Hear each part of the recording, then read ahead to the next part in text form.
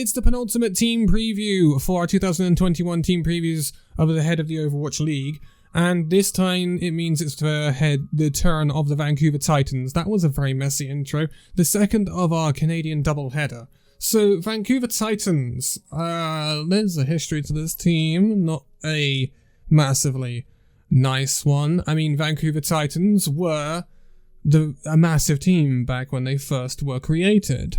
They came in as what was Runaway, and it was an incredibly good roster. It finished top of the standings in 2019 and were the favourites to go on and win it all before they got 4-0'd in the final by the San Francisco Shock. Not a great look. And then the Vancouver Titans, going into the 2020 season, early on in the season, fell apart. Were completely rebuilt into the Vancouver Titans we see the more today. And it's a Western Vancouver Titans. It's not a Korean Vancouver Titans. The org and the brand suffered badly for what happened. They finished 18th in 2020. Not a great look by any means. But Vancouver Titans, they're going to stick with it. They're going to keep pushing with what they've got. And is it going to be a good roster? Almost certainly not. Is it going to compete with their Canadian partners, Toronto? Almost certainly not. It is going to be a roster that it's going to be rough. I think that's all we can say. But first of all, let's take a look at what's changing for Vancouver in 2021. First of all, we don't have anything changing in the backroom too much. We did see Wheats, the assistant coach, go out in September of 2020, go over, and head coach Noble in North America, but that's about it. The coaches Flubby and Pew have stayed the same, so there's nothing changing in the backroom for Vancouver. It is still very bone thin.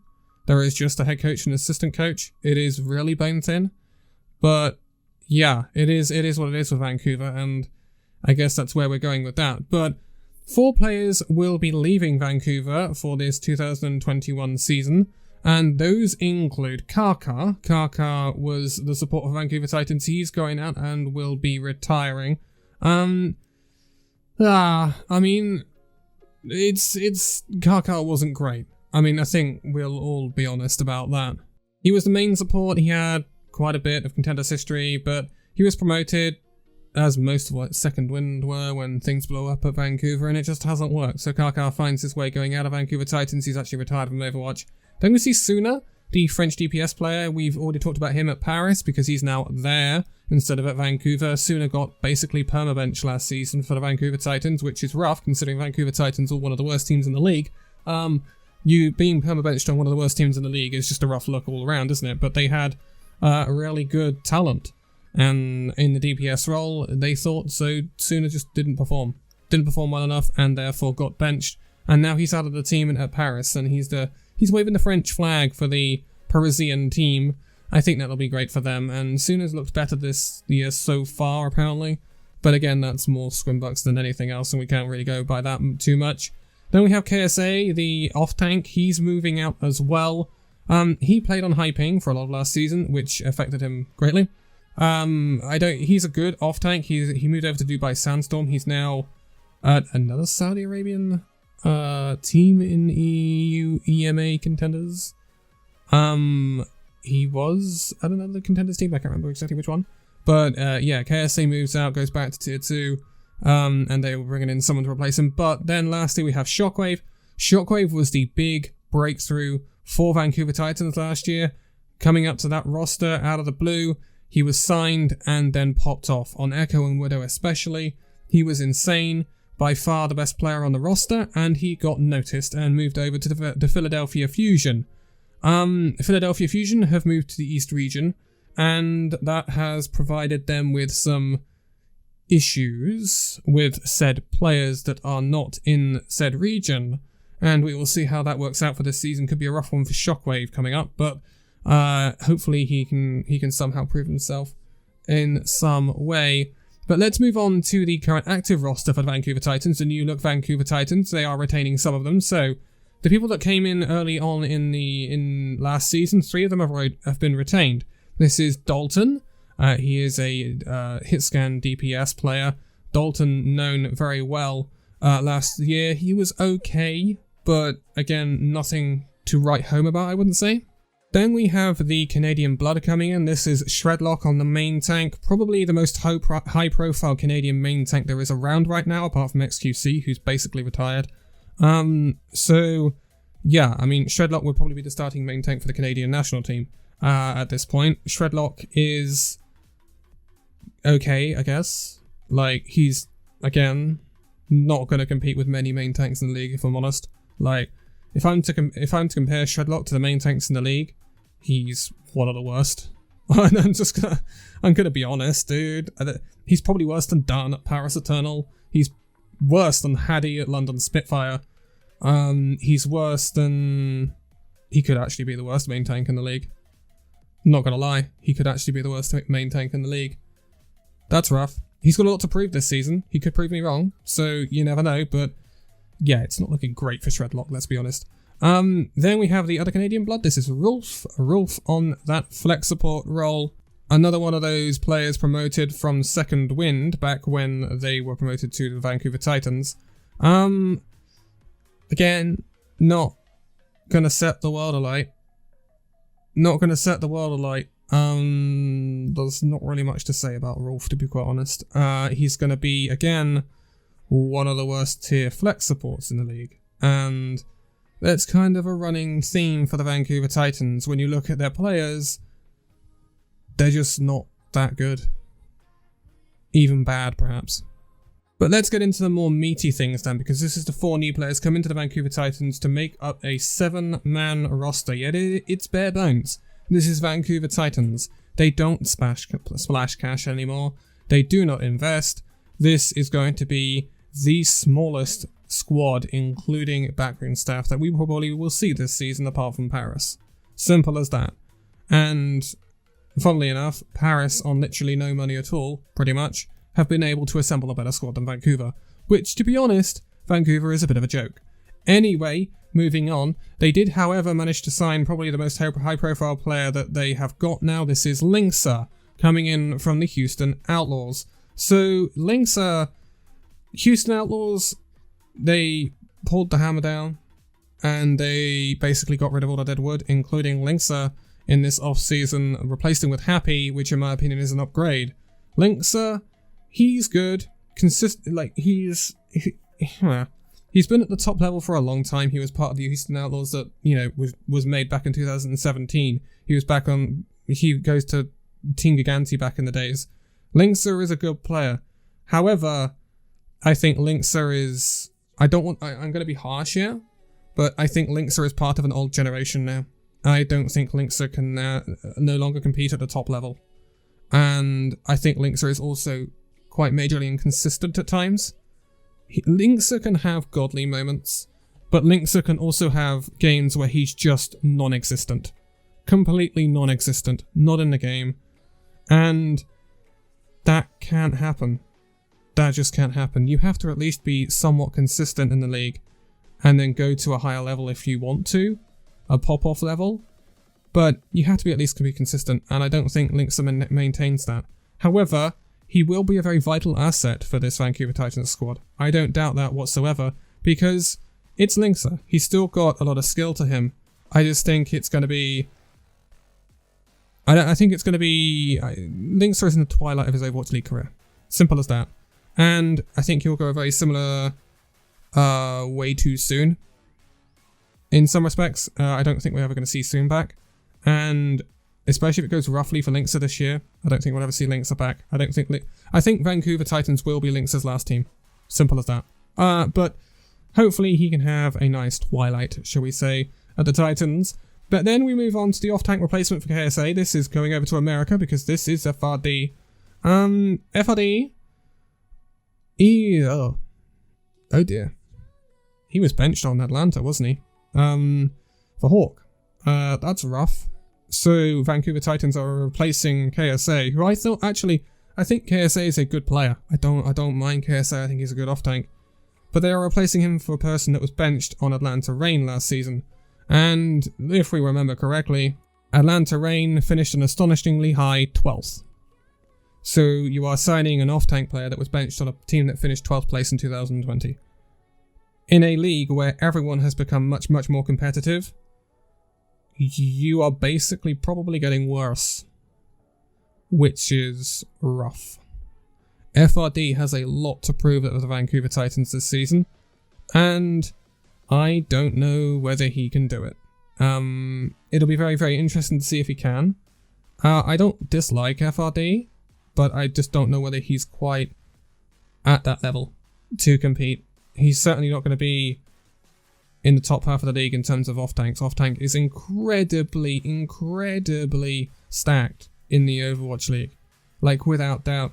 And when you compare him to the rest of the off-tanks in the league, like even at Boston, you've got Punk, right?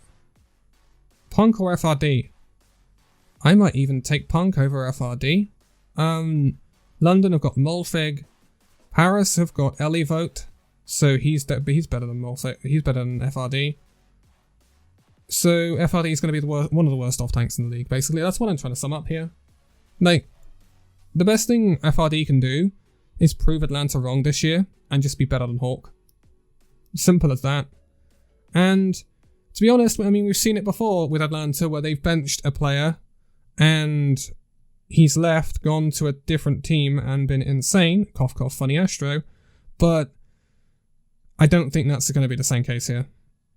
Funny Astro was always known for an insane ability on Lucio and main support, and I don't think FRD is just not that case. He's just not. So, yeah, I don't expect much to come from that. And then we have the replacement main support, which is Fire. Another benched Atlanta player. Oh dear, oh dear, oh dear. Okay. Fire versus Karkar. Fire is better than Karkar. They have got an upgrade.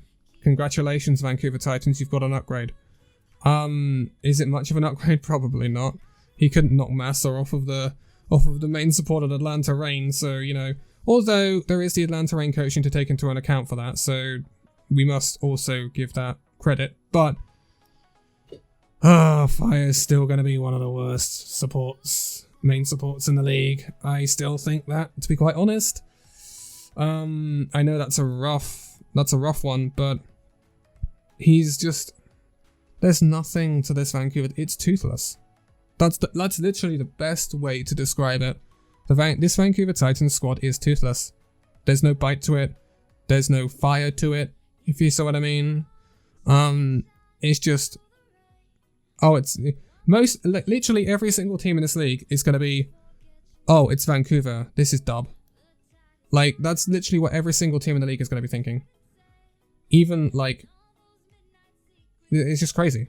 And if Valiant and the Titans were in the same region, I would actually consider backing the Valiant.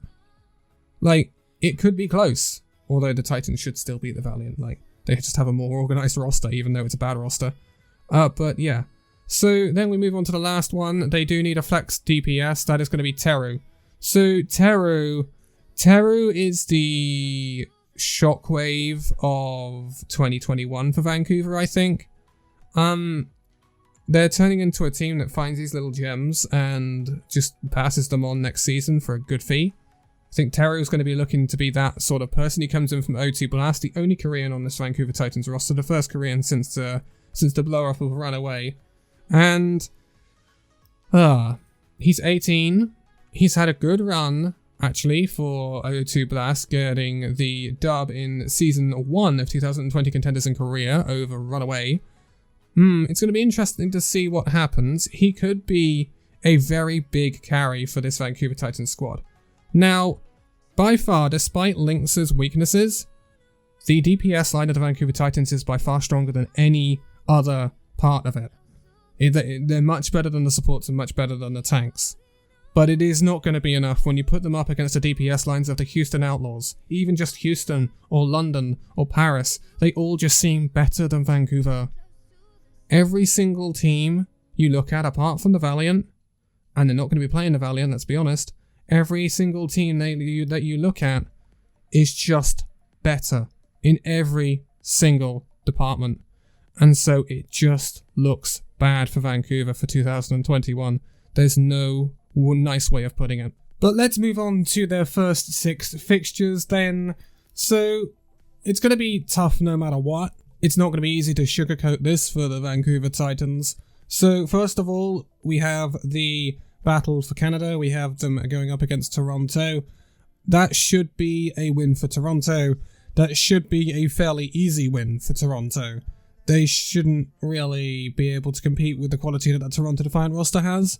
However, Toronto have been known to slip up, but this is a very different looking Toronto, so it would be a very big surprise if they dropped this. Therefore, I would go for a Toronto win. Then they have to take on the Florida Mayhem.